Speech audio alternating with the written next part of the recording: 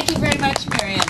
So I'm here from the Peterborough Community Legal Centre. We're funded by Legal Aid Ontario to provide free legal services to low-income people in the city and county of Peterborough. We're located right above the post office on the 4th floor, in case you don't know where we are.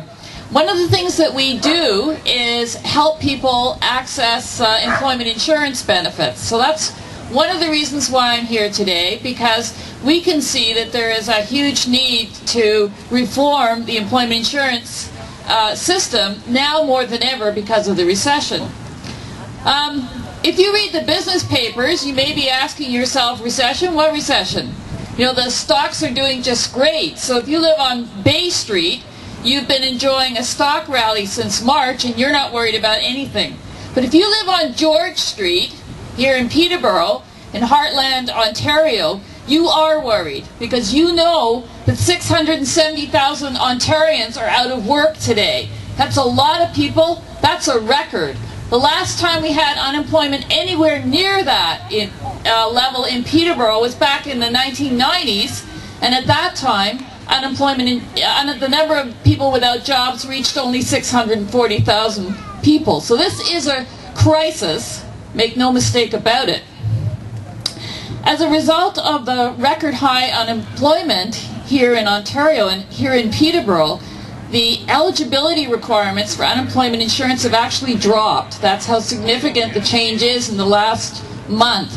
So on May 26th, when I last checked the Service Canada website, you required 560 hours of insurable earnings to qualify for EI.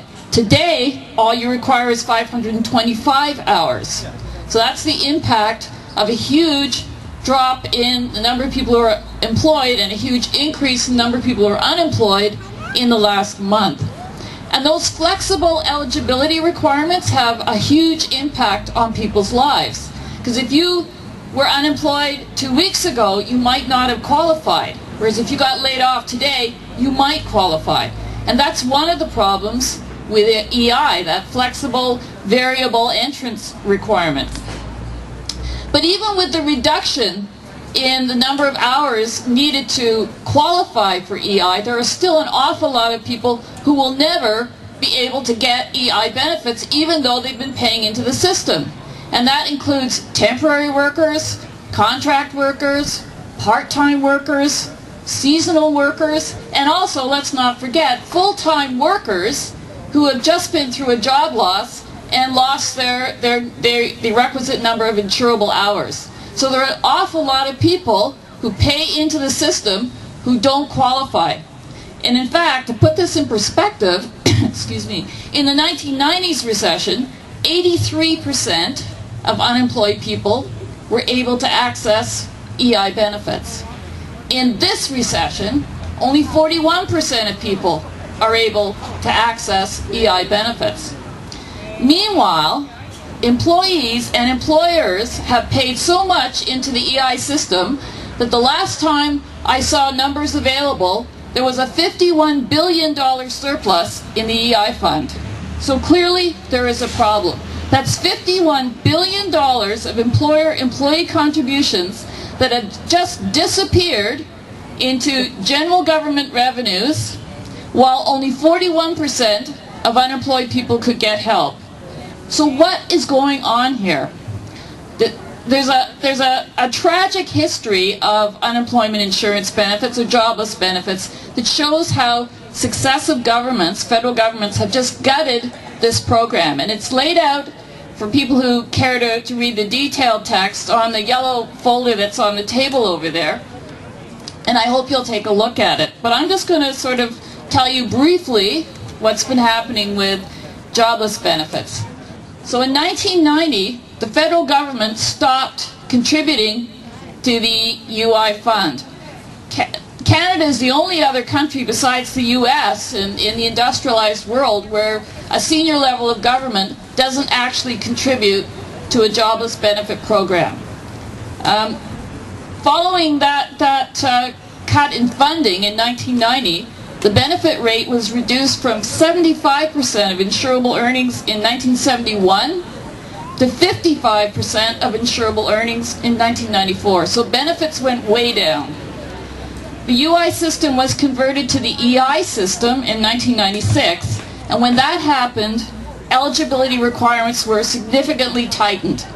So what we have there is a system where employees start contributing more and the payouts are less.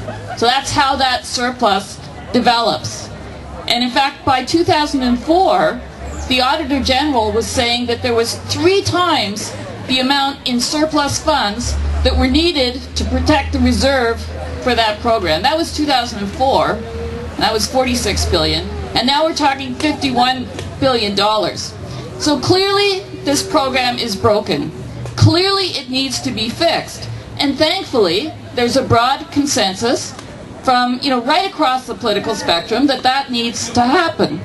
And it makes good sense to fix the employment insurance system in a recession, because every dollar that you pay out to somebody on employment insurance goes right back into the local economy. So when you're on employment insurance, you're going to spend your dollars here in local businesses, and that protects the local economy and helps to protect against further job losses. So it makes really good economic sense to spend your stimulus dollars here on George Street instead of on Bay Street. So some of the changes that we recommend to the employment insurance program are as follows. We recommend reducing the delays in processing employment insurance claims and getting rid of that 2-week waiting period. We recommend eliminating the variable entrance requirement and reducing it to a standard 360 hours right across the country. We recommend increasing the benefit rate from 55% of insurable earnings to 60% of insurable earnings based on the best 12 weeks. This will help to generate a reasonable amount of benefit that will protect household incomes, protect consumer spending, and remember, it's that consumer spending that drives the economy. We also recommend increasing the duration of benefits and increasing access to job training. Are you worried about the cost of this? If you are, consider this. The way the program is funded right now, it's generating a massive surplus. And that's because we're all paying in. Employers and employees like me are paying in, but nobody can draw out, or not enough people can draw out. So we can improve the program and probably not even really notice a huge change in terms of the deductions to our paychecks. So all that will happen is that huge surplus will start to draw down because we're actually paying out to people. What a concept. So certainly the federal government has nothing to worry about in terms of the deficit being increased because we're paying more for employment insurance programs. Let me remind you, the feds don't actually pay for this program. We do. So if we think it should be paid out to us, then that should happen. And we need to contact our MP and insist that that happens. So I'd like to leave you all with this thought. Go to your MP. Let's have him focus on what he's actually there to do, which is improve federal programs, rather than engage in local planning exercises. Sorry, I couldn't resist that.